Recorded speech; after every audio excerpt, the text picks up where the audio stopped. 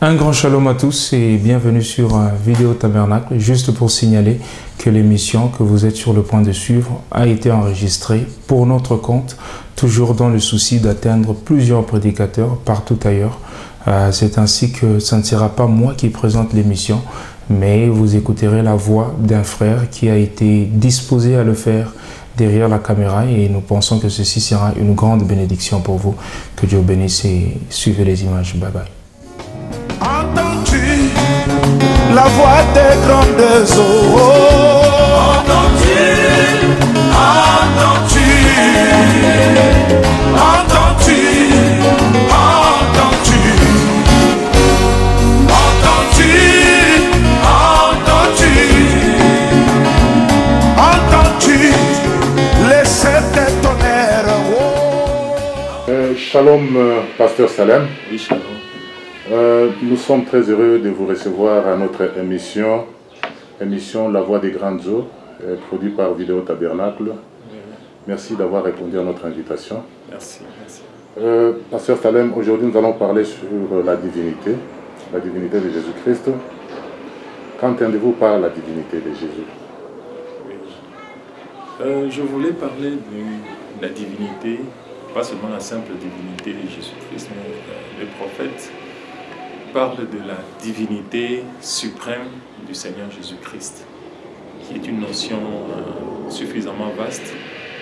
Et je voulais déjà attirer l'attention de ceux qui nous suivent, c'est que souvent dans le monde du message, nous semblons ignorer ou bien mépriser ces sujets. Pourtant, c'est un sujet qui est d'une très grande importance. Connaître la divinité suprême du Seigneur Jésus-Christ. Qui est-il exactement?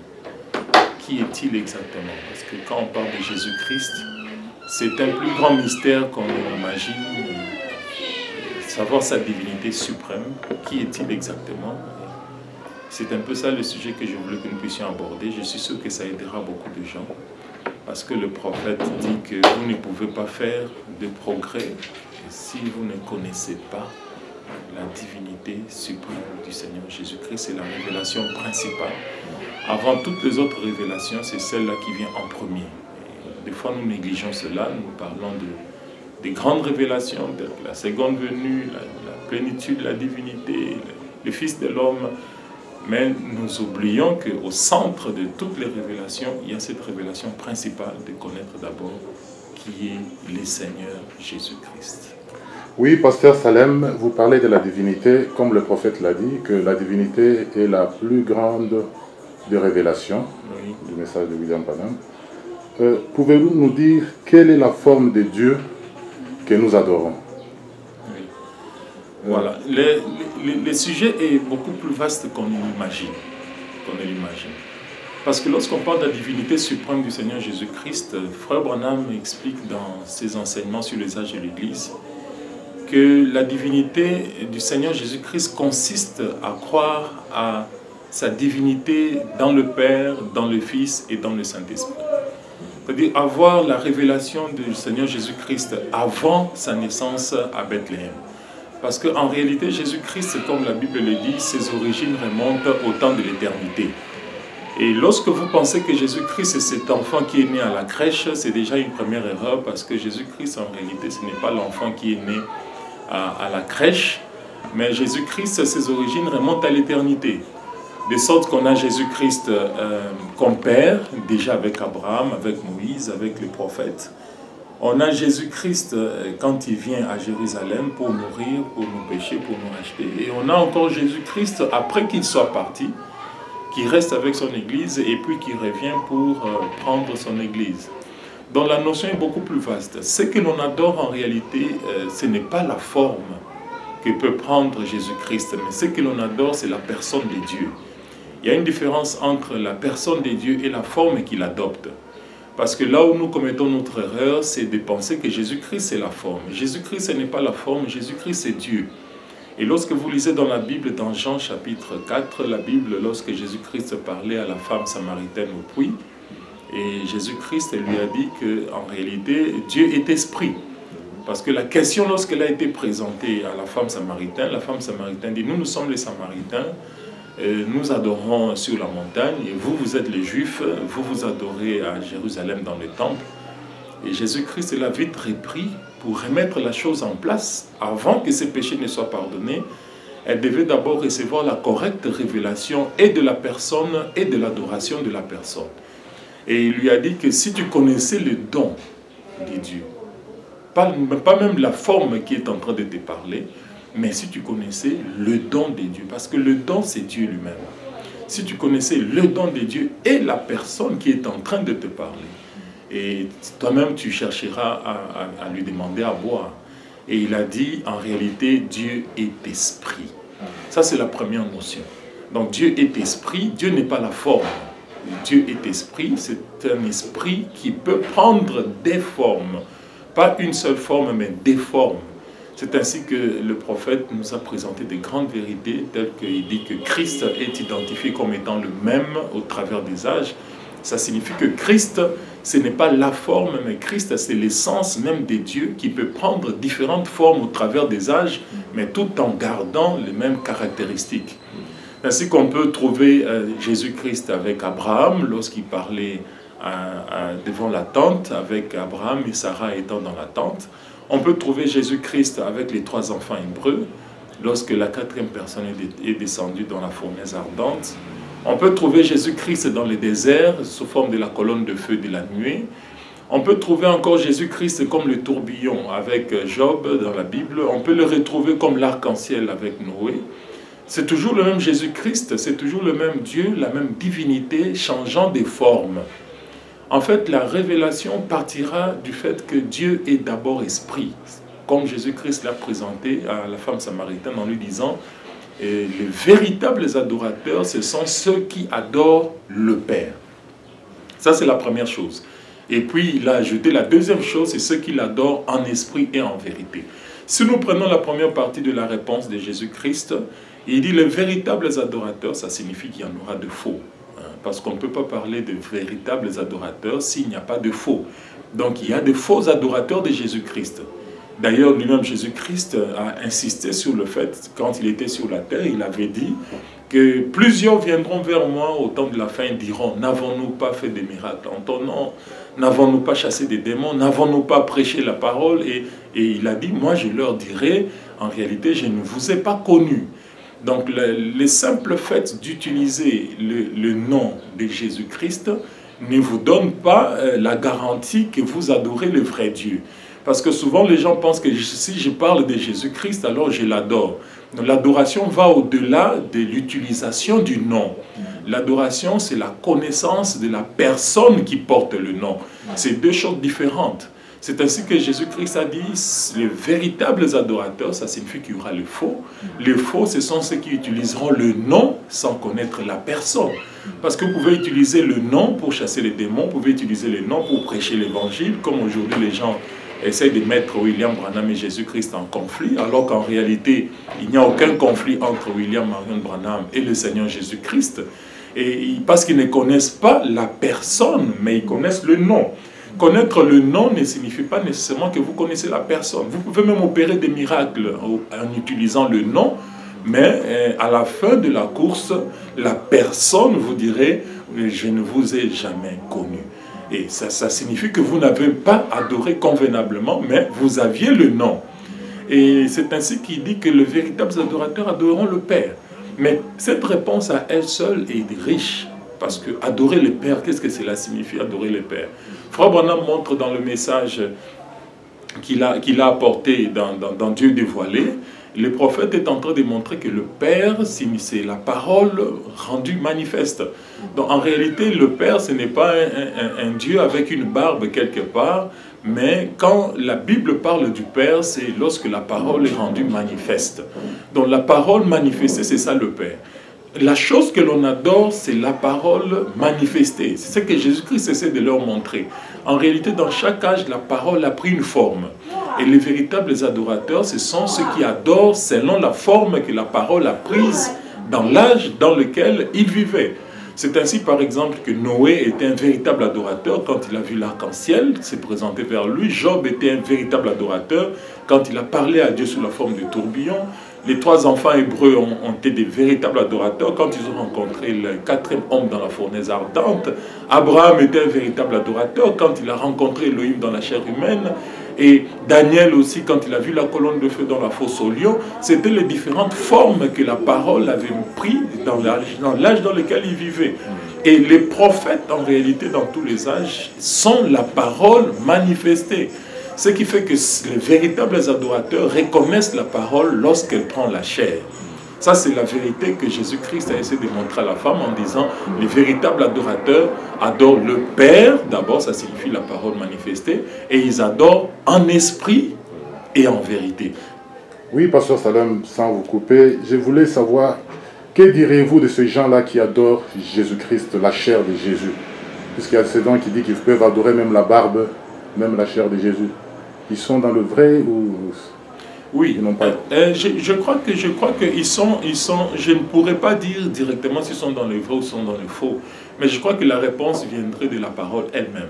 C'est vrai que Frère Branham dit que la chair de Jésus-Christ, il y a des passages où le prophète montre que la chair de Jésus-Christ était Dieu, il est dit, et ça, nous ne pouvons pas le nier. Il dit c'est ainsi que les 3 mages, lorsqu'ils sont venus rendre visite au bébé, à l'enfant, et ils se sont prosternés devant l'enfant avant même que la colonne de feu, la colombe n'entre dans le corps, le tabernacle.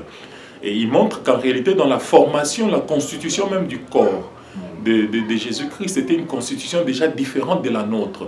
Nous ne pouvons pas éluder cette réalité, c'est que la constitution du corps de Jésus-Christ était déjà différente dès la naissance. C'est d'ailleurs pour ça que ça fait de lui un parent rédempteur. Parce que lui, en venant sur la terre, il a contourné la difficulté que nous avions. Parce que nous, lorsque nous venons sur la terre, nous contournons la théophanie. Mais lui, lorsqu'il est venu sur la terre, il est venu directement de la pensée de Dieu à la théophanie jusque dans le corps. Donc c'était un corps différent pour payer les prix de notre péché afin de nous ramener sur le chemin. Mais une chose est sûre, c'est que Frère Branham dit également que Jésus était le tabernacle dans lequel Dieu habitait. En réalité, Jésus-Christ était la forme que Dieu avait prise parce que Dieu n'est pas un homme, Dieu n'est pas une chair. Dieu, il est esprit, mais Dieu prend des formes. Et Jésus-Christ était le tabernacle dans lequel Dieu est venu habiter. En réalité, la chose que l'on adore, c'est la personne de Dieu qui a tabernaclé dans ces tabernacles appelés Jésus-Christ. D'ailleurs, Paul, dans la Bible, explique cela très bien en disant que Dieu était en Christ, réconciliant le monde avec lui-même. Donc en réalité, c'était Dieu qui était à l'intérieur. Parce que si nous prenons carrément que le corps là que nous avions vu marcher en Galilée, c'était lui, le Dieu Tout-Puissant, je crois que nous arriverons à une difficulté certaine parce que Dieu ne meurt pas. Dieu ne meurt pas, mais nous avons vu le corps mourir. Donc ça signifie que le corps là, c'était l'homme. Parce qu'en réalité, Jésus-Christ, c'était 100% Dieu et puis 100% homme. Et la partie visible, c'était les 100% homme. Et la partie invisible, c'était les 100% Dieu. Dieu ne meurt pas. Dieu ne meurt pas. Mais nous reconnaissons que Jésus est mort pour nos péchés. Donc ça signifie que la partie qui est morte pour nos péchés, c'était la partie homme. Parce que ce n'est que homme, en tant qu'homme, qui pouvait mourir. C'est ainsi que vous pouvez suivre le prophète dans certaines déclarations, dire que Jésus a eu un début et Jésus aura une fin. Alors que Dieu n'a jamais de début et il n'a pas de fin. Il est Melchisédek, il n'a pas de commencement de jour, il n'a pas de fin de vie. Donc c'est un sujet qui est suffisamment large et suffisamment glorieux pour essayer de comprendre exactement qui est Dieu. Dans le corps de Jésus-Christ, il n'était pas Dieu parce qu'il a eu un début et il a eu une fin quand il est mort à la croix. Mais en réalité, Dieu n'a pas de début et il n'a pas de fin. Oui. C'est ça. Oui, Pasteur Salem, vous voyez, les gens adorent Jésus, l'homme, la chair de Jésus, l'homme de Galilée. Puisqu'on dit que la divinité de Jésus était en plénitude dans... La divinité de Dieu était en plénitude en Jésus. Et dans cet âge-ci, nous avons vu la même chose apparaître dans William Branham. Oui.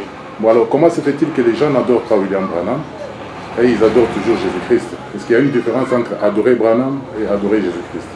Oui, en réalité, il y a une grande différence, parce qu'on ne peut pas adorer la chair et le sang de William Marion Branham, parce que la chair et le sang ne peuvent pas entrer dans le royaume des dieux. On ne peut pas adorer l'homme, parce que lorsque vous adorez la chair et le sang, un être humain qui est né de sexe, en réalité vous adorez Satan. Parce que le corps humain, la manière dont cela est venu sur la terre, c'est une voie permissive, et vous ne pouvez pas l'adorer, parce que c'était le plan du diable. C'est ainsi que je suis en train de montrer que la chose que l'on adore, c'est plutôt la plénitude de la divinité qui était en Jésus-Christ et qui est la même plénitude de la divinité qui est revenue dans ce temps de la fin pour manifester le Fils de l'homme. La chose que l'on adore, c'est cela. C'est la personne même de Dieu, la parole manifestée, telle que je l'ai dit au début. C'est ça le Père. Les véritables adorateurs n'adorent pas l'homme qu'ils ont en face d'eux. Mais les véritables adorateurs adorent le Dieu qui est en esprit, qui s'est manifesté sous la forme de la parole dans l'âge dans lequel ils vivent. C'est ainsi qu'aujourd'hui, par exemple, ceux qui ne sont pas dans le message de William Branham n'adorent pas Jésus-Christ. Ils n'adorent pas Jésus-Christ parce que vous ne pouvez pas adorer Jésus-Christ sans que l'homme ne soit impliqué dans cette adoration. Frère Branham dit dans le message Persévérer que l'homme est l'agent de Dieu pour adorer et être adoré. Vous ne pouvez pas adorer Dieu convenablement sans que l'homme ne soit impliqué dans cette adoration. Ça, c'est une grande vérité. Et dans cet âge du temps de la fin, Dieu a envoyé William Marion Branham, qui était la manifestation de la parole de notre temps. Et l'adoration parfaite doit nécessairement passer par l'homme de Malachie 4, parce que lui-même a expliqué que lorsque l'aigle de Malachie 4 a volé, tous les autres lieux d'adoration ont été abolis. Et il a restauré, il n'a gardé qu'un seul lieu d'adoration, c'est Malachie 4. Donc c'est dans Malachie 4 que vous trouvez la véritable adoration. C'est là où Dieu a placé son nom. Les lieux d'adoration pourvus par Dieu, c'est en Jésus-Christ. Et Jésus-Christ, ce n'est pas l'homme qui a vécu en Galilée, mais Jésus-Christ, comme Frère Branham l'explique, il dit Jésus-Christ est éternellement la parole manifestée. Donc ceux qui découvrent les lieux d'adoration, c'est ceux qui découvrent là où la parole est en train de se manifester dans l'âge dans lequel ils sont en train de vivre, selon les promesses de l'âge dans lequel ils sont en train de vivre. Toute autre adoration est vaine et satanique. Oui, oui, pasteur Salem, le prophète nous dit que Jésus-Christ est le même hier, aujourd'hui et pour toujours, sauf dans son corps physique. Oui. Maintenant, quelle est la différence entre adorer Branham et adorer Jésus-Christ, l'homme de Galilée, selon la divinité que vous venez d'exposer ici? Oui, Jésus-Christ est le même hier, aujourd'hui et éternellement, à l'exception de son corps physique. C'est tout à fait clair, c'est tout à fait clair.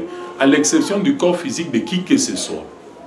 De qui que ce soit le corps physique de Jésus-Christ lui-même ou que ce soit le corps physique de William Marion Branham lui-même, Jésus-Christ est le même hier, aujourd'hui et éternellement, à l'exception de tout corps physique. La véritable adoration, c'est que vous faites abstraction, parce que vous regardez dans l'Ancien Testament, là où le modèle a été placé pour la première fois. Lorsque le souverain sacrificateur, qui est Aaron, entrait dans le temple, vous savez que le temple, c'était ça le type du corps humain. Il traversait les parvis extérieurs, il allait jusqu'au lieu saint et puis il entrait au-delà du voile. Et le prophète montre que le voile qui séparait les lieux saints avec le lieu très saint, c'était ça le type du corps humain. Et pour qu'il puisse obtenir le pardon de ses péchés, il fallait que le souverain sacrificateur traverse le voile de la peau de blaireau, qui est le type du voile de la chair humaine. Donc aussi longtemps que l'adorateur ne traversera pas le voile, l'adorateur n'entrera pas en contact avec son Dieu. Il fallait que Aaron, le souverain sacrificateur, traverse le voile de la chair, traverse la peau des blaireaux pour qu'il arrive là où il y avait l'arche de l'alliance, là où il y avait le sang, là où il y avait les anges, là où il y avait la gloire de la Shekinah. C'était après qu'il ait traversé la peau des blaireaux. De la même manière, Jésus-Christ est le même hier, aujourd'hui et éternellement, au-delà du voile de la chair qu'il est en train d'utiliser dans l'âge dans lequel vous vivez. C'est ainsi que même la femme samaritaine avait vu Jésus-Christ au-delà de la chair qu'elle était en train de voir. Il a dit, nos pères nous ont dit que quelqu'un comme ceci viendrait, Christ viendrait. Et elle a vu au-delà du voile de la chair pour voir que c'était en réalité Dieu au-delà du voile de la chair de Jésus-Christ. Et même Pierre, lorsque Jésus lui a posé la question, qui dit-on que je suis moi, le Fils de l'homme? Il a dit, tu es le Christ. Et nous savons, nous tous, que le Christ, ce n'était pas la chair. Et il a dit, tu es le Christ, le Fils du Dieu vivant. Et le Fils du Dieu vivant, c'est la colonne de feu, c'est le Logos qui était sorti de la présence de Dieu dans l'éternité. Et c'est ce que Pierre avait vu, c'est ce qui lui a donné la vie éternelle. Et aujourd'hui également, ceux qui s'approchent de Branham doivent traverser la chair de Branham pour qu'ils puissent voir la plénitude de la divinité qui est au-delà de la chair de Branham. C'est ainsi que dans des messages tels que la béatitude oubliée, le prophète dit que heureux, ça signifie sont bénis, ceux pour qui la chair de William Marion Branham ne sera pas une occasion de chute. Parce qu'en réalité, la chair peut être une occasion de chute parce que la chair va arrêter la véritable adoration, qui est toujours une adoration dans l'esprit et dans la vérité. Oui, pasteur Salem, est-ce que le nom de la personne qu'on adore a une influence dans l'adoration d'une personne? Si vous voulez adorer, il est vraiment nécessaire qu'on cite un nom quelconque? Oui, parce que le nom ne doit pas changer. Ça, c'est un sujet extrêmement sensible, parce que Frère Branham dit que nous ne pouvons pas changer le nom de Dieu. Jésus-Christ, c'est le nom humain des dieux. Le nom humain des dieux. Parce que le nom est très important. Vous devez savoir le nom du Dieu que vous adorez. Parce que si vous ne connaissez pas le nom du Dieu que vous adorez, vous serez en difficulté. La Bible dit par exemple que le nom de l'Éternel est une tour forte. Les justes s'y réfugient et se trouvent en sécurité. Le nom a un impact. Et même lorsque vous regardez dans le message au sujet simplement du nom, Frère Branham dit que toute prière qui est faite en dehors du nom du Seigneur Jésus-Christ ne sera pas exaucée. Et le prophète donne même des exemples à ce sujet dans son propre expérience. Donc le nom a une grande importance. Jésus-Christ est le même hier, aujourd'hui et éternellement. C'est une des plus grandes révélations que nous avons reçues. Ça signifie que le nom doit rester éternellement vivant. Jésus-Christ est le même hier, aujourd'hui, éternellement. Frère Branham explique, dans Dieu confirmant sa parole, que cela ne signifie pas comme on le voit dans les campagnes pentecôtistes. On dit non, il guérit les malades encore aujourd'hui comme il avait guéri hier, alors ils mettent Hébreux 13.8. Frère Branham est allé plus loin en montrant que Hébreux 13.8 signifie que Jésus-Christ est le même hier, du temps de Moïse, aujourd'hui c'était du temps de Paul, et éternellement, il dit c'est dans cette dispensation ici des Branham. Donc la dispensation ici des Branham doit garder le nom de Jésus-Christ parce que c'est Jésus-Christ éternellement. De la même manière que la dispensation de Paul a gardé le nom de Jésus-Christ parce que c'était Jésus-Christ aujourd'hui. Et Jésus-Christ lui-même a dit que Dieu dans l'Ancien Testament s'appelait Jésus-Christ également, parce que le Jéhovah de l'Ancien Testament et le Jésus-Christ dans le Nouveau.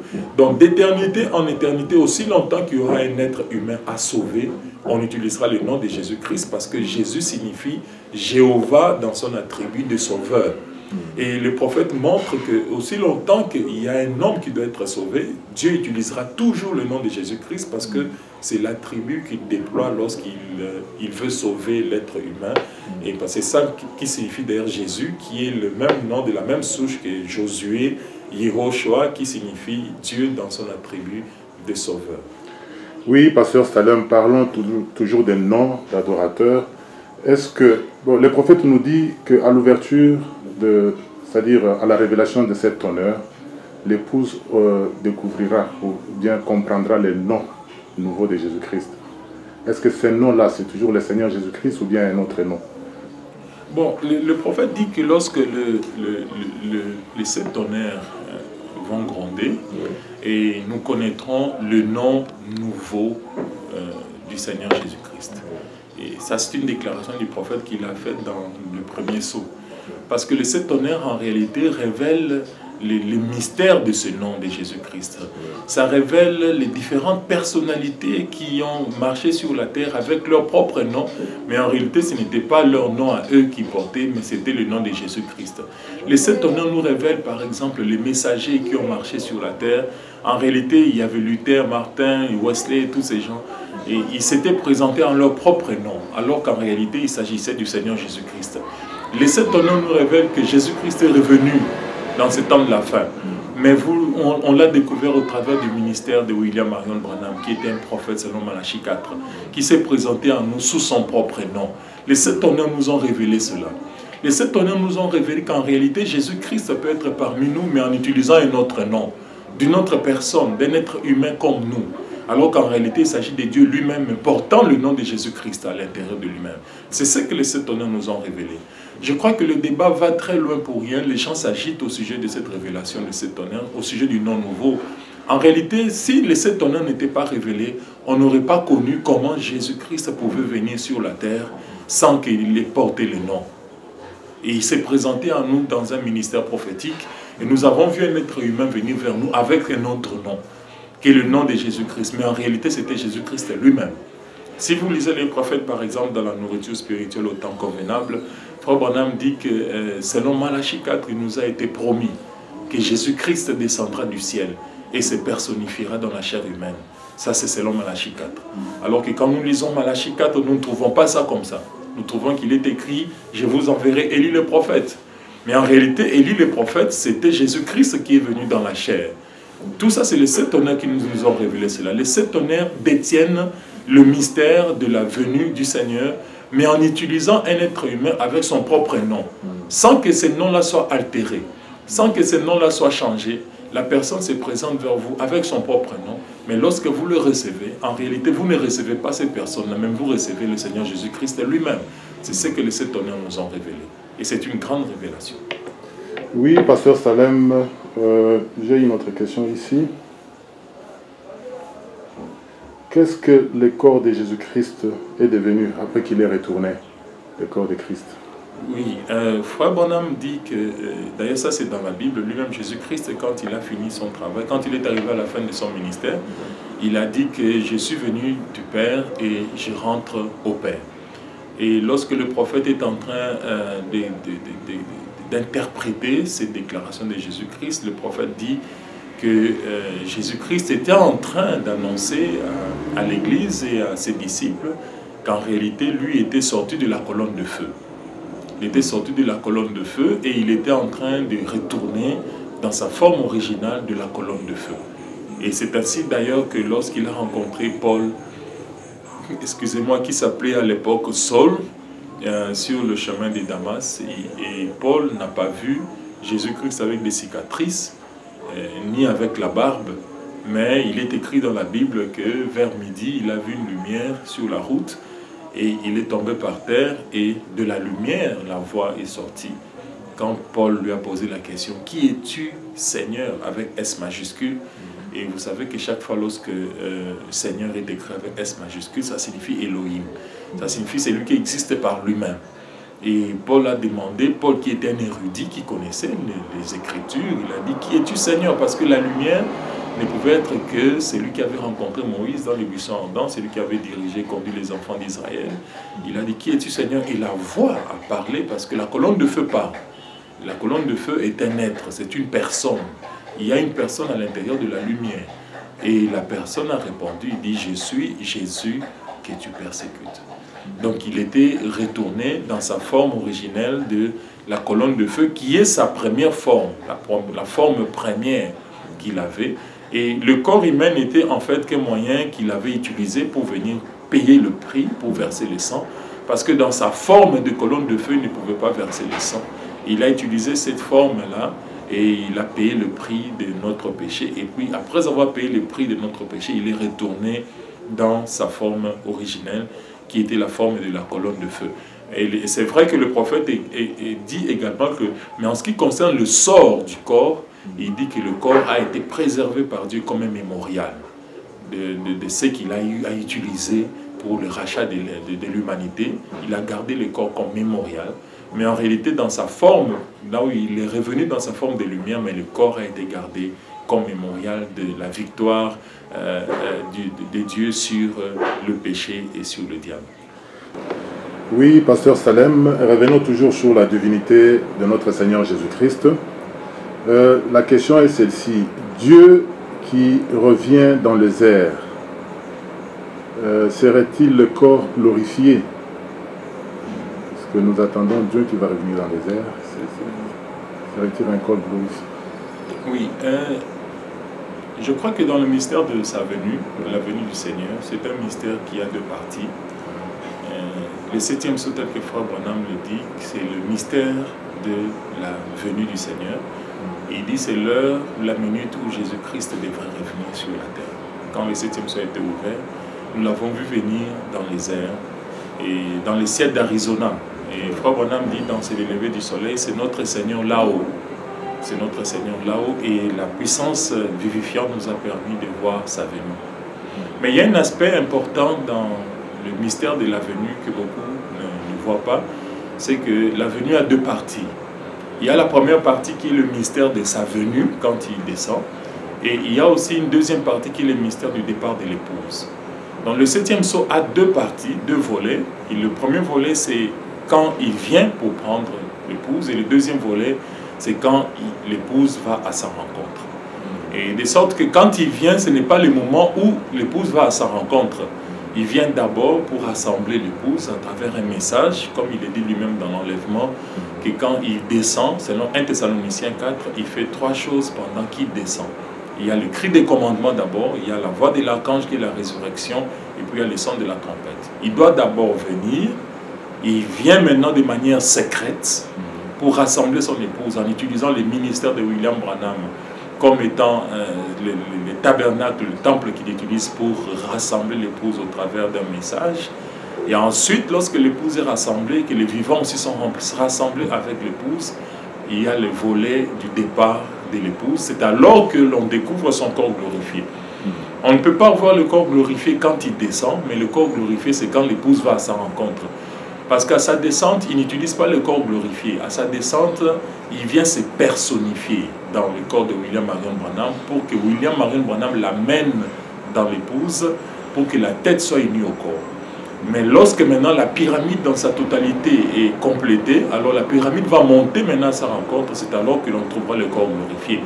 Mais c'est un mystère qui est toujours à l'intérieur du 7e sceau, qui est un mystère global qui englobe plusieurs phases. Comme à la première venue, il était venu pour mourir, il n'était pas venu directement et puis il est mort. Il est d'abord venu naître et ensuite il a fait une série d'événements jusqu'à la mort à la croix. À la seconde venue également, quand il vient, il ne vient pas avec le corps glorifié directement pour enlever l'épouse, il vient d'abord avec un message. Parce que le cri des commandements, c'est un message qui rassemble l'épouse et ce n'est qu'après cela que l'on a le corps glorifié à la fin du processus lorsque l'épouse doit monter à sa rencontre. Pas au début, mais à la fin. Pasteur Salem, croyez-vous qu'on a la fin du processus ou bien le processus continue? Non, le processus continue. Le processus continue parce que le processus on ne peut pas être à la fin du processus en étant sur la terre. La fin du processus tel que le prophète explique dans le livre des Sceaux, ce sera la disparition, qui est appelée l'enlèvement. C'est une disparition. La disparition, ce n'est pas tellement voler dans les airs, comme on le dit littéralement, mais c'est un passage d'une dimension inférieure à une dimension supérieure, dans laquelle tous ceux qui resteront dans la dimension inférieure ne verront plus ceux qui sont passés dans la dimension supérieure. C'est ça qu'on appelle l'enlèvement. Et Frère Branham montre qu'on ira dans une dimension beaucoup plus élevée, et tous ceux qui resteront dans les trois dimensions ne pourront plus voir ceux qui sont entrés dans la dimension supérieure. C'est ce qu'on appelle l'enlèvement. Donc c'est un départ vers une dimension plus élevée. Et dans cette dimension-là, c'est alors qu'on aura nos corps glorifiés. Parce que dans la dimension supérieure où nous irons, le corps ici, la chair et le sang ne pourra pas entrer dans la dimension supérieure parce que ça appartient à la dimension inférieure. Oui, Pasteur Salem, le prophète dit que le 7e sceau le ramène Jésus-Christ sur la terre. Oui. Est-ce que c'est un processus ou c'est là déjà accompli? Le 7e sceau était déjà accompli? Oui, le 7e sceau est déjà accompli et ça l'a déjà ramené sur la terre. Et c'est comme je le dis là, lorsque vous lisez le prophète dit que selon Malachie 4, Jésus-Christ descendra du ciel et se personnifiera. C'est s'être ramené dans la terre. Parce que là, dans le 7e sceau le ramène sur la terre. Il y a deux compréhensions. La terre comme la planète Terre, et puis il y a la Terre comme la chair humaine. Parce que vous savez exactement que la chair humaine est une partie de la Terre. Et le 7e sceau, dans le processus du 7e sceau qui ramène Christ sur la terre, ces processus passent d'abord dans la chair pour arriver sur la terre. Parce que dans le processus du rachat, Frère Branham montre dans la demeure future de l'épouse, il montre que Dieu rachète l'homme comme il rachète la terre. Parce que la terre est tombée quand l'homme est tombé. Et comme l'homme est une partie de la terre, la chute de l'homme a entraîné la chute de la terre. De la même manière, le relèvement de l'homme relèvera la terre. Donc pour que Dieu relève la terre, il doit passer par l'homme, de la même manière que lorsque la terre est tombée, c'est lorsque l'homme était tombé. Et le relèvement commence d'abord par l'homme. C'est ainsi que le 7e sceau ramène d'abord Christ dans la chair de William Branham, qui est une partie de la terre. Et au travers de ce processus, maintenant, la terre sera rachetée pour le millénium, pour que Christ maintenant puisse mettre ses pieds sur la terre, dans un règne millénaire où tout sera renouvelé. Donc la terre est renouvelée lorsque l'homme est renouvelé. Dieu commence d'abord avec l'homme et ensuite, à travers l'homme, il s'installe sur la terre. Voilà. Oui, pasteur Salem, que direz-vous, toujours parlant du 7e sceau, les prophètes nous disent que le 7e sceau ramène Jésus-Christ sur la terre, le 7e sceau met fin à tout le système de ce monde, le 7e sceau nous introduit même dans les milléniums. Donc le 7e sceau met fin à toute chose. Oui, exactement. Alors, pourquoi parlez-vous encore de processus alors que le prophète nous a dit que tout est accompli? Exactement. Le 7e sceau met fin à tout. Le 7e sceau met fin au système de ce monde. Le 7e sceau met fin même au système des églises. Le 7e sceau met fin même au temps lui-même. Tel que le prophète le montre, il dit tout s'est arrêté lorsque le 7e sceau du livre de la rédemption fut ouvert. Et il le dit très bien, et c'est même l'introduction au millénium. Et puis c'est vrai, parce que le 7e sceau, c'est un mystère global, tel que je l'ai dit au début. Le 7e sceau englobe les juifs et les gentils. Ça, il ne faut pas perdre de vue. Souvent, on perd de vue le fait que quand on prend le 7e sceau de manière partielle, on ne peut aboutir qu'à une compréhension partielle. Frère Branham dit dans le premier sceau, il dit que lorsque Christ est descendu, quand le 7e sceau était ouvert, lorsque Christ est descendu dans Apocalypse chapitre 10, il est dit dans le premier sceau, il dit en réalité, il va vers le juif. C'est ce que le prophète dit. Il dit en réalité, quand Christ est descendu à 107, il était descendu dans Apocalypse 10 pour aller directement vers le juif. Il dit c'est parce que pour le gentil, c'est terminé. Il dit l'épouse est déjà enlevée ou elle est sur le point d'être enlevée. C'est ainsi que lorsqu'il descend, il vient faire un travail pour le gentil, rapidement, pour le rassembler. Et ensuite, la même chose qui est descendue à 107 traverse pour le serment des 144 000. Le 7e sceau va jusqu'à la porte de Jérusalem. C'est ça. Le 7e sceau va jusqu'à l'introduction au millénium. Le 7e sceau va jusqu'à l'introduction à la 3e venue. Le 7e sceau, c'est un mystère qui ne concerne pas que les gentils, comme je l'ai dit, mais ça concerne également le juif. C'est un mystère global. Ça s'étend jusqu'à aller à l'introduction au millénium. C'est alors que le 7e sceau s'arrête. Dans le 7e sceau, vous aurez la venue du Seigneur. Dans le 7e sceau, vous aurez le mystère du message qui est proclamé. Dans le 7e sceau, vous aurez le mystère de la translation. Dans le 7e sceau, vous aurez le mystère de la résurrection des morts. Dans le 7e sceau, vous aurez l'enlèvement de l'épouse. Dans le 7e sceau, vous aurez Élie et Moïse. Dans le 7e sceau, vous aurez les serments des 144 000.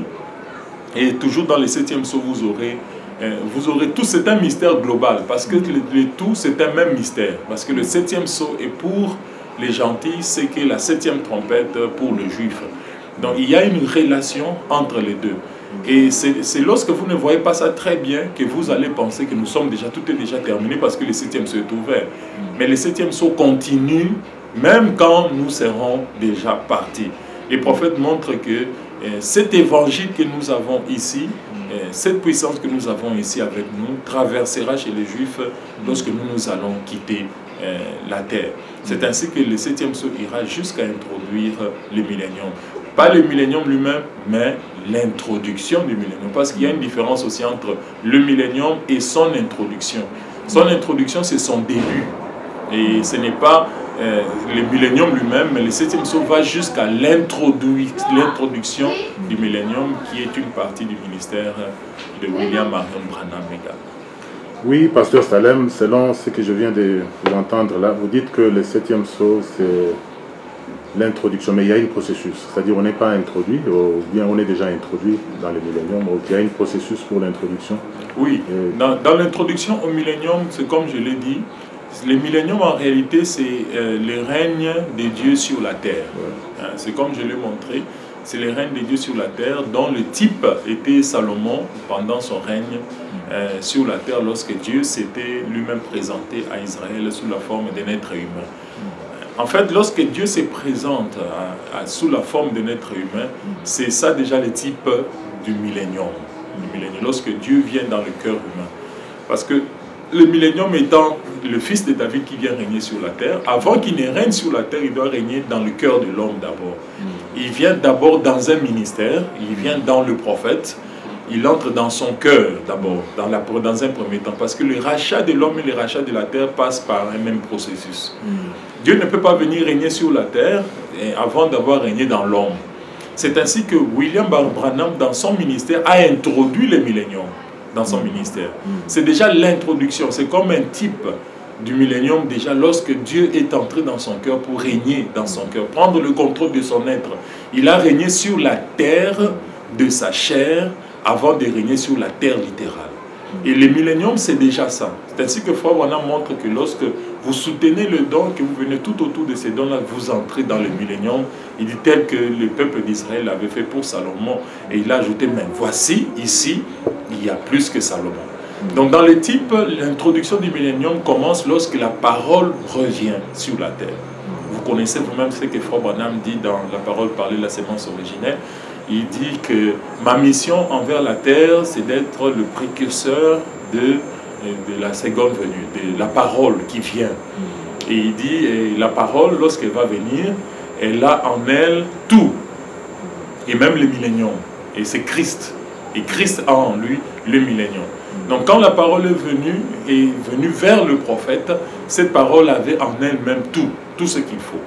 La parole avait la translation, le pouvoir de changer le corps. La parole avait le pouvoir de ressusciter les morts. La parole avait le pouvoir de réunir les morts et les vivants. Et la parole avait le pouvoir d'établir le millénium. Et toute cette parole est entrée dans le prophète. Et tout le sceau et tout le mystère sont entrés dans le prophète. Et c'est ainsi que le prophète a été l'introduction du règne millénaire déjà, du retour de Jésus-Christ sur la terre, marchant comme un être humain, marchant sur la terre, pour introduire un règne millénaire. Mais nous ne pouvons pas atteindre le millénium sans qu'il y ait certains préalables, tels que Frère Branham l'a montré. Notamment, il y a l'alliance entre le Vatican et Israël. Notamment, il y a l'attaque de la Russie sur le Vatican. Notamment, il y a la Russie qui doit bombarder les États-Unis. Il y a des événements qui doivent d'abord se succéder avant que nous puissions voir le millénium tel que Frère Branham lui-même l'a expliqué. Et il y a aussi les seulement de 144 000 Juifs. Et puis, il y a la manifestation de Moïse et Élie pour rassembler les Juifs. Ce sont des préalables pour arriver au millénium littéral. Vous parlez bien de 144 000 rassemblements des Juifs. Oui. Bon, quelque part, Branham a dit que la trompette qui appelle les Juifs ont été prêchés dans les 6e sceaux. Branham l'avait expliqué d'une façon surnaturelle. Et Branham lui-même l'a dit que moi, j'ai compris que j'ai une mission à faire, c'est de ramener Israël au Seigneur. Oui. Bon, avec l'ouverture de 7e sceau, Branham l'a dit que tout est accompli. Il n'y a rien qui reste. Et si vous voulez aller dans l'âge des Sardes, où le prophète nous dit que tous les types et toutes les paraboles de la Bible sont manifestés devant vous. Est-ce qu'il y a-t-il une promesse qui est restée, à part, après le départ de William Branham, est-il une promesse qui est restée? Oui, Frère Branham lui-même le dit dans Question-réponse de 1964, il dit ce qui reste encore à faire, c'est l'expiation des Juifs, les seulements des 144 000, la translation des saints, l'enlèvement de l'épouse. C'est Frère Branham lui-même qui dit ça en 64 après l'ouverture de cette sceaux. Je sais qu'il y a un peu de flou dans beaucoup de prédicateurs au sujet de ces étapes-là. Frère Branham dit que lorsqu'il voulait partir en Israël, Dieu lui a dit que ça ne devrait pas être lui. Il devait attendre. Et dans le sceau, il a encore été beaucoup plus explicite. Dans le sceau, il a expliqué qu'on lui a posé la question, est-ce que Élie, qui doit se révéler aux Juifs, c'est le même que notre Élie ici de Malachie 4, ou c'est une autre personne? Et si vous regardez dans Question-réponse sur le sceau, le prophète dit non, l'Élie qui se révélera aux Juifs sera une autre personne.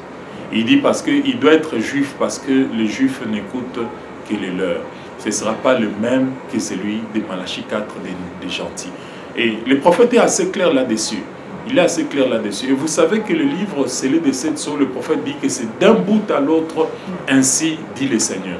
C'est là que vous trouverez réellement sa véritable volonté. Pas souvent en regardant dans 70 semaines de Daniel ou dans l'âge des Sardes, il a dit que l'esprit de Moïse et Élie agiront ici dans cette église. Oui, c'est vrai, c'est vrai. Mais Frère Branham n'était pas l'Élie de 144 000 juifs. Lui-même l'a précisé. On lui a posé clairement cette question parce que les gens n'avaient pas aussi bien compris cela. Ils lui ont posé des questions, la question répond sur le sceau. Et si vous lisez même dans le 6e sceau également, il explique qu'il ne s'agit pas de lui, il s'agira d'une autre personne qui se révélera pour les 144 000 juifs. Et puis par rapport à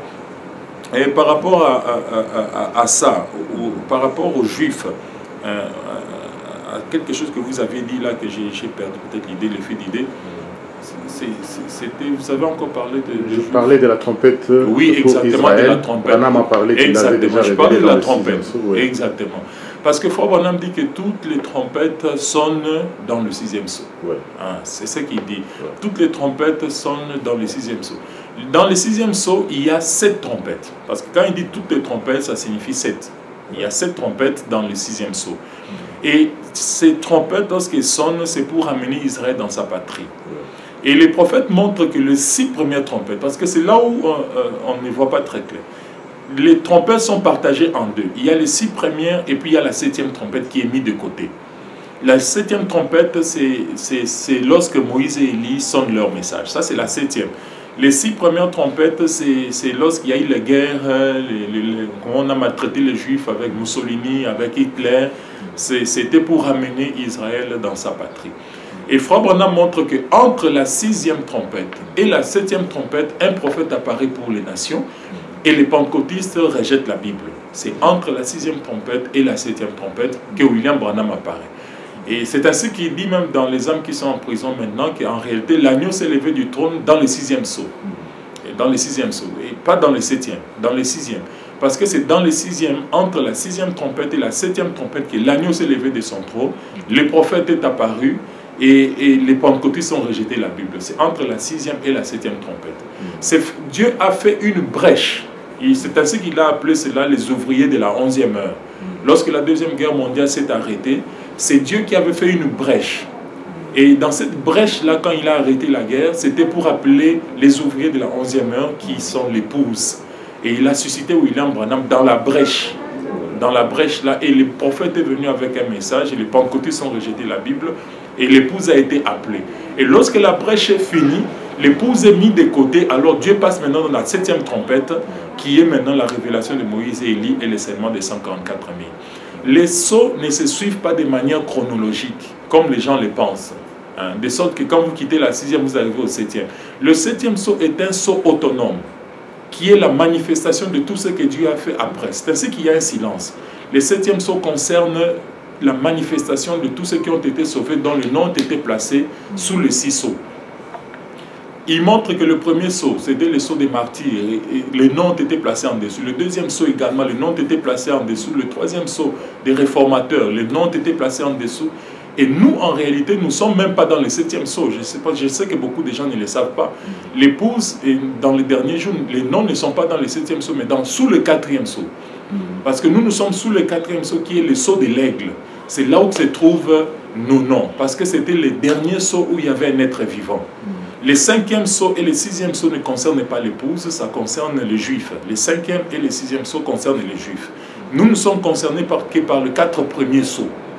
Les noms des gentils sont sous les 4 premiers sceaux et les noms des juifs sont dans le 5e et le 6e. Et le 5e sceau, ce sont les martyrs des juifs qui ont été tués pendant la guerre. Et le 6e sceau, c'est le sceau de Benjamin, du dernier groupe d'Israël qui doit rejoindre le groupe qui a déjà été placé sous l'autel et qui réclamait la vengeance. C'est comme ça que ça se trouve. Et lorsque tous les 6 sceaux sont révélés, il reste le 7e sceau qui est la manifestation maintenant de tous ceux qui ont été rachetés sous les 6 sceaux. C'est ainsi qu'il y a aussi Israël dans le processus du rachat, et les noms des enfants d'Israël sont cachés dans le 5e sceau et le 6e sceau. Alors le 7e sceau maintenant, c'est l'appel de tous ceux dont les noms sont dans les 6 sceaux. C'est ainsi que le 7e sceau ne s'adresse pas qu'à nous. Comme je l'ai dit au début, penser que le 7e sceau c'est pour l'épouse, c'est diminuer la vision. En fait, le 7e sceau concerne tous ceux dont les noms ont été placés sous le sceau pendant les âges et qui sont appelés maintenant à rentrer dans leur possession. Donc c'est un peu ça les tableaux généraux. Je sais que je ne peux pas en 30 minutes donner tous les tableaux. Oui, pasteur, parlons un peu de l'appel des Juifs, de 144 000. Oui. Croyez-vous que le 6e sceau est révélé? Oui, bien sûr. Puisque le prophète nous parle que le 6e sceau, c'est les sceaux qui... c'est la trompette même des Juifs. C'est Élie et Moïse qui l'ont ouvert. Oui. Et c'est l'appel même de 144 000. Oui. Nous avons déjà dépassé le 6e sceau, nous sommes déjà dans le 7e sceau qui est déjà l'accomplissement de toutes choses. Oui. Croyez-vous que les Juifs toujours attendent, alors que le prophète a dit qu'ils ont été... il a prêché les trompettes des Juifs dans le 6e sceau, d'une façon surnaturelle? Non, non. Et je crois que c'est comme je l'ai dit là, si vous suivez le sceau de manière chronologique, vous avez toutes les raisons de vous perdre. Parce que les sceaux ne se suivent pas de manière chronologique. Et nous avons déjà dépassé le 6e sceau, nous sommes dans le 7e. Le 7e sceau est un sceau à part. Si vous lisez, vous prenez votre Bible, vous allez regarder, vous allez trouver que tous les 6 sceaux sont à part et on a mis le 7e sceau à part. Le 7e sceau vient dans le chapitre 8. Dans le chapitre 8. On l'a mis à part. Alors que tous les autres sceaux ont été mis de l'autre côté. C'est un sceau de la manifestation qui est à part, qui concerne tous les autres. Donc c'est placé à part. Ouais. Et dans le 6e sceau, comme je le dis là, le 6e sceau, Frère Branham nous a révélé le 6e sceau. Et si vous lisez le 6e sceau, lui-même dit, le 6e sceau a 3 parties. Je sais que beaucoup de gens n'ont pas remarqué ça. Frère Branham montre que le 6e sceau a 3 parties. Parce que si vous dites que tout le 6e sceau est déjà terminé, vous commettez une erreur. Parce que le 6e sceau a 3 parties.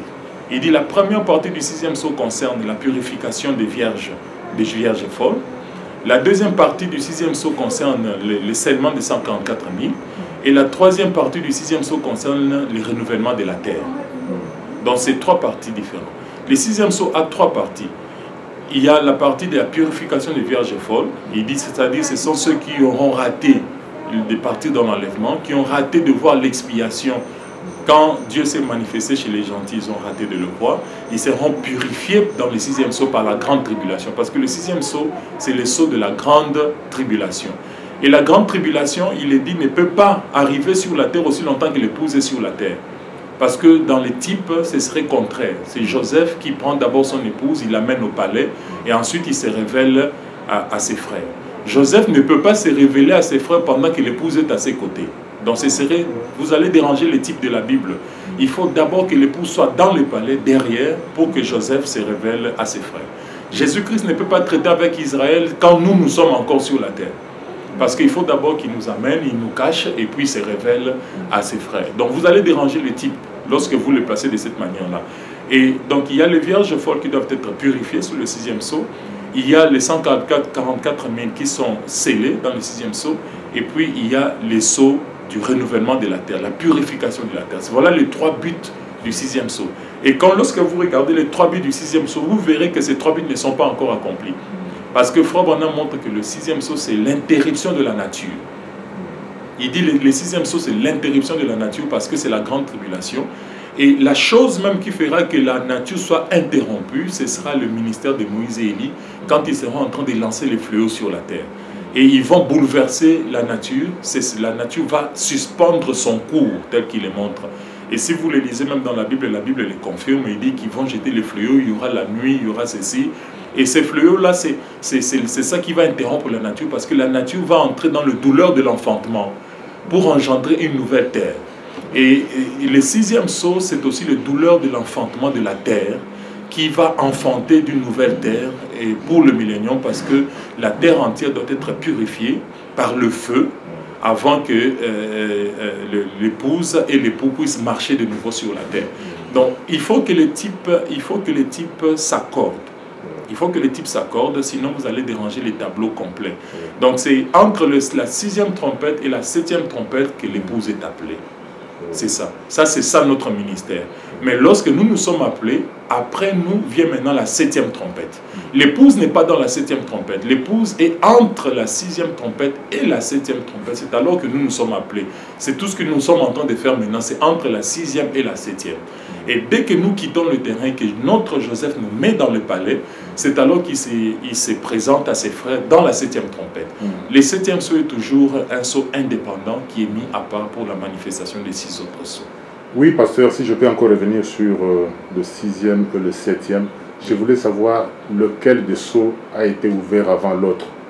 Puisque le prophète nous dit que le 7e sceau, c'est la fin de toutes choses. Oui. La fin même de l'introduction au millénium, la fin de tout, de ce monde qui se demeure. Alors que le 7e sceau est déjà ouvert, attendons-nous toujours Élie et Moïse. Oui. Puisque lui-même, il a dit que dans le 6e sceau, les trompettes qui a appelé Israël a été sonné dans le 6e sceau. Et il l'a prêché d'une façon surnaturelle. Et maintenant, nous sommes dans le 7e sceau qui est la fin de toutes choses. Attendons-nous toujours quelque chose dans... Oui.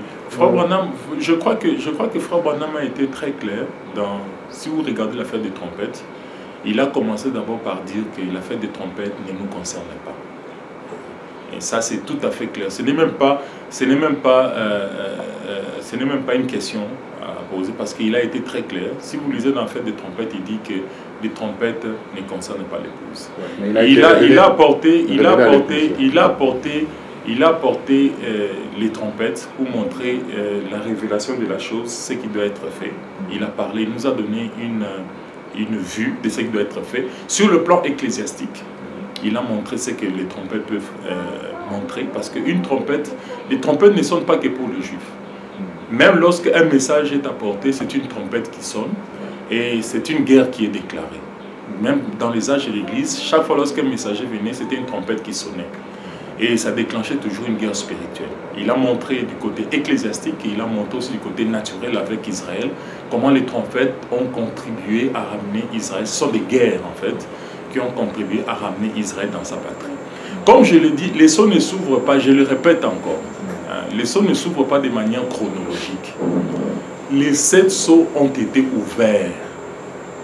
Ça ne s'ouvre pas de manière chronologique, de telle manière qu'il y a un premier saut qui commence, il y a un deuxième saut qui commence, il y a un troisième, il y a un quatrième, il y a un cinquième, tel que les gens disent.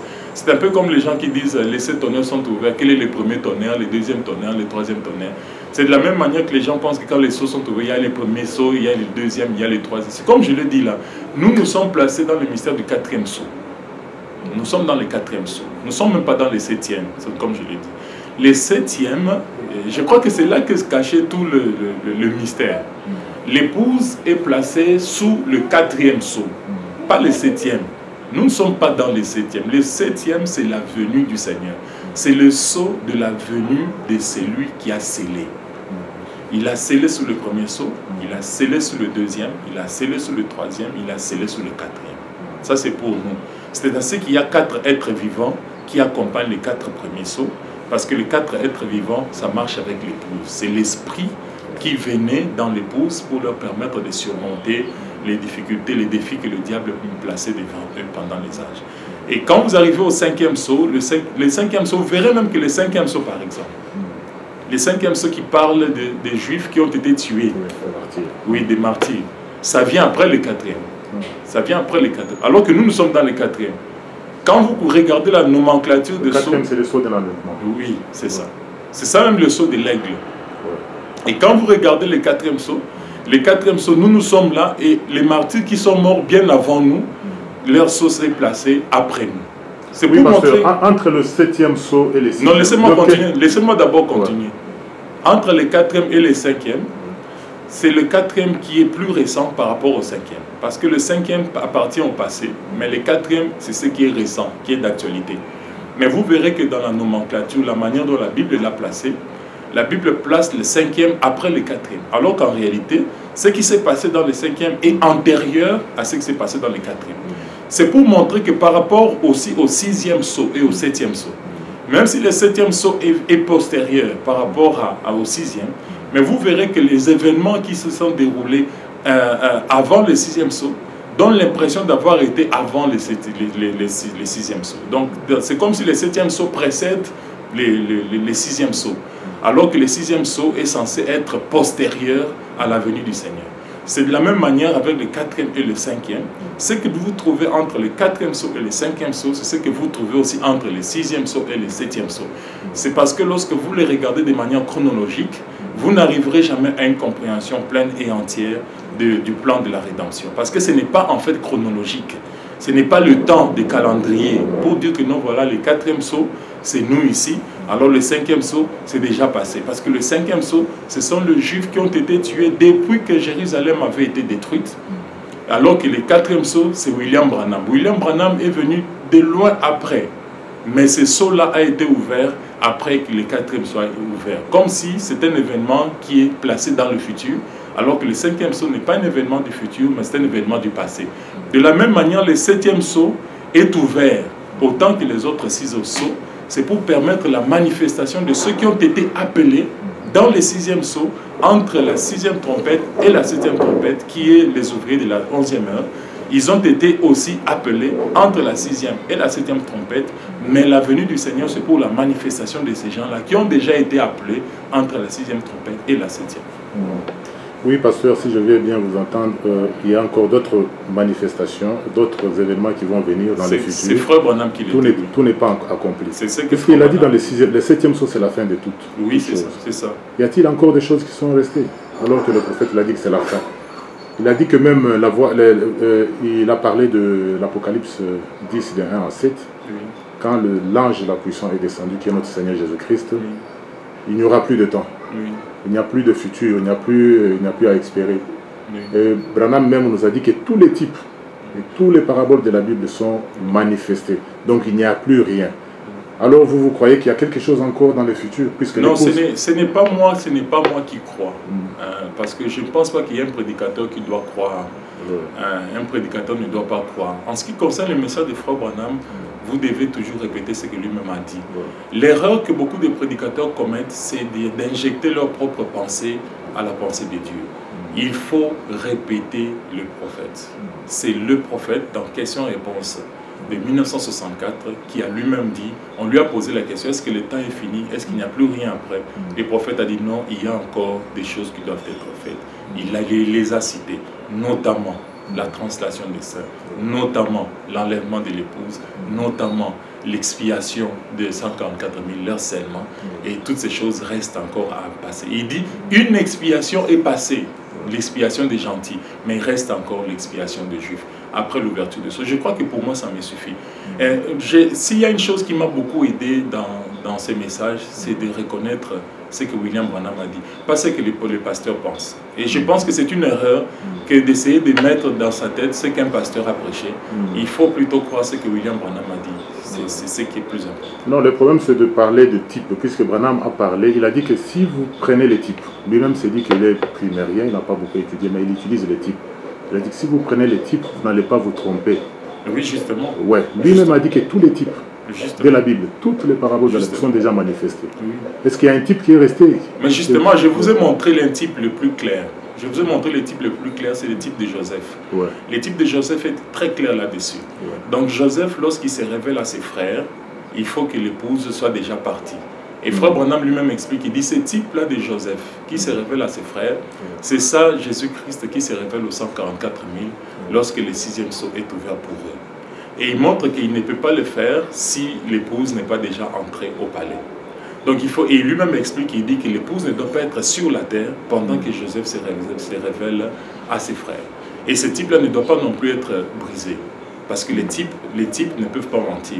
Et sinon, si vous placez mal les Écritures, vous allez terminer avec une vache en train de brouter au sommet d'un arbre, parce qu'il y aura toujours un type qui ne va pas suivre votre raisonnement. Pensez que par exemple que les 144 000 ont déjà été scellés, ça devrait déranger le type de Joseph en train de se révéler à ses frères. Parce que là, vous allez mettre sur William Branham de faire le travail que lui-même a dit que ce n'est pas lui qui va le faire. Donc vous allez contredire beaucoup de déclarations de William. Branham a dit que lui, il a une mission. Il a découvert qu'il a une mission de ramener Israël au Seigneur Jésus-Christ. Oui. Et il l'a déjà fait puisque les trompettes d'Israël a été sonnées dans Non. Frère Branham était en train de partir en Israël. Et il a même un de ses amis qui lui a acheté des Bibles. Et pour aller distribuer en Israël. Parce qu'il disait que j'ai toujours pensé que j'avais une mission à accomplir par rapport à Israël. Et il dit qu'il y a même son ami qui est venu lui dire, non, ce que tu es en train de faire ici, avec les dons que tu as, si seulement Israël pouvait voir cela, ils seront ramenés. Alors le prophète a dit que j'ai pris la Bible, j'ai pris l'avion, et il est arrivé jusqu'en Égypte, à l'escale de l'Égypte au Caire. Et quand il était à l'aéroport, pendant qu'il s'apprêtait pour aller en Israël, Il dit, Dieu est venu, il m'a dit, rentre, ce n'est pas toi qui feras ce travail-là. Et c'est ce que le prophète dit, et il est rentré.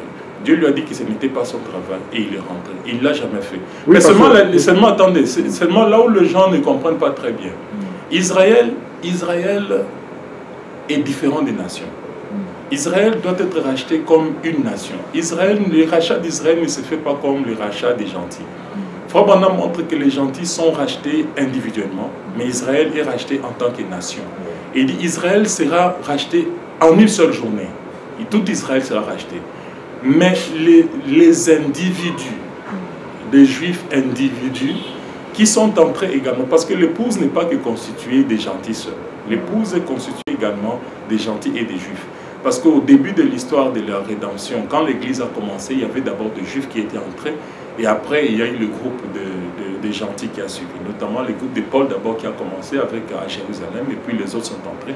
Et dans le ministère de Frère Branham, il y a beaucoup de juifs qui ont été ramenés au Seigneur. Il y a beaucoup de juifs qui sont entrés, mais ils sont entrés en tant qu'individus. Et ça, ce n'est pas comme ça que Dieu traite avec Israël. Dieu ne traite pas avec Israël en tant qu'individu. Dieu traite avec Israël en tant que nation. Le travail de Frère Branham, quand il a parlé, il y a des juifs, il avait de ses amis, les rabbins, par exemple, les rabbins Lawson et les autres qui avaient cru le message pendant son ministère. Et ils sont entrés en tant qu'individus et ils font partie de l'épouse. Mais Israël n'est pas l'épouse du Seigneur Jésus-Christ. Frère Branham montre qu'Israël, ce sont les serviteurs. Donc nous ne pouvons pas partager la même promesse avec Israël, avec le même messager. Parce que nous sommes l'épouse du Seigneur Jésus-Christ, tandis qu'Israël, c'est les serviteurs. Donc c'est deux dispensations différentes avec deux promesses différentes. Et il faut que les types regardent, les types doivent rester. Puisqu'il a dit qu'à sa seconde venue, ce sera l'Église juive et nation ensemble dans le millénium. Jésus sera sur son propre trône. Là, c'est les Juifs en tant que serviteurs et l'épouse de Jésus-Christ. Et Branham l'a dit que c'est dans l'Apocalypse 19, la venue des myriades, c'est déjà accompli. Non, non, Frère Branham, non. Frère Moïse, je crois que Frère Branham n'a pas dit ce que tu viens de dire là. C'est une compréhension que les gens ont. C'est une compréhension que les gens ont. C'est vrai que d'ailleurs là nous sommes en train de sortir de notre sujet. Je suis en train de parler sur la divinité suprême de Jésus-Christ, pas sur le millénium, ni sur la troisième venue. Peut-être que lorsque nous aurons l'occasion, nous pourrons revenir spécifiquement sur la troisième venue, parce que la troisième venue, c'est aussi un autre mystère qui est très grand, que beaucoup n'arrivent même pas à comprendre jusqu'à ces jours. Il y a la troisième venue, c'est un grand mystère, parce que lorsque vous regardez dans la pyramide, vous verrez la pierre de l'angle et la pierre fêtière. Et lorsque vous regardez dans les zodiaques, vous verrez les signes de la Vierge et les signes du lion, et vous ne verrez pas un troisième signe. Vous ne verrez pas une troisième. C'est un grand mystère qui mérite un sujet et que nous allons débattre ultérieurement, mais je ne crois pas que ce soit le moment de débattre de ça parce que nous sommes en train de parler sur la divinité suprême du Seigneur Jésus-Christ. L'occasion se présentera, nous parlerons sur cela en long et en large. Oui, ça c'est la dernière question, pasteur. Parlons toujours de la divinité, oui. C'est comme si on a dévié un peu notre sujet.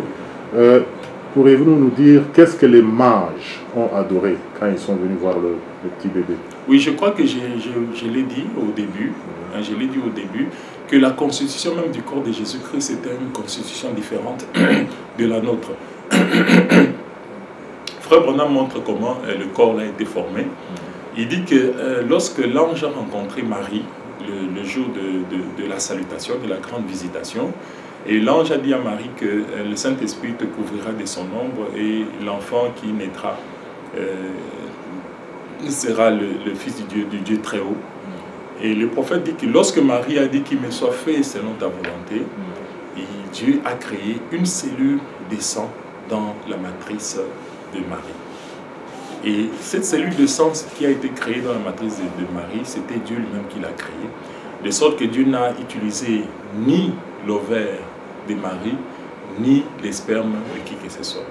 Et il montre même qu'il dit, si Dieu avait utilisé l'ovule de Marie pour créer le corps de Jésus-Christ, ce serait simplement l'humanité pécheresse en train de mettre au monde un enfant. Donc ça reproduirait la même erreur de tout le monde. C'est ainsi que Dieu a pris lui-même son propre sang, il a pris une seule cellule de sang qu'il a formé dans la matrice de Marie. Et c'est à partir de cette première cellule dans laquelle il a condensé les zoés. Il a pris la colonne de feu, il l'a condensé et il l'a placé dans cette cellule de sang. Il a pris la vie de Dieu, il a mis les zoés à l'intérieur de cette cellule de sang. Et cette cellule a commencé à se multiplier jusqu'à ce que ça formait un corps. Et ce corps-là qui est sorti. Donc dès le départ, le corps, là, la manière dont cela a été formé, était un corps différent du corps que nous connaissons, que nous avons, nous, parce que nous, lorsque nous venons sur la terre, nous sommes formés par l'œuf de la femme et par le sperme de l'homme, ce qui est déjà une voie permissive, comme la Bible le dit, nous sommes conçus dans l'iniquité. C'est ainsi que vous trouverez les prophètes dans d'autres déclarations dire que le corps même de Jésus-Christ était Dieu. Et c'est ainsi que les mages, lorsqu'ils sont venus, ils l'ont adoré. Merci beaucoup, Pasteur Salem. C'est le temps nous est imparti. Que le Seigneur vous bénisse.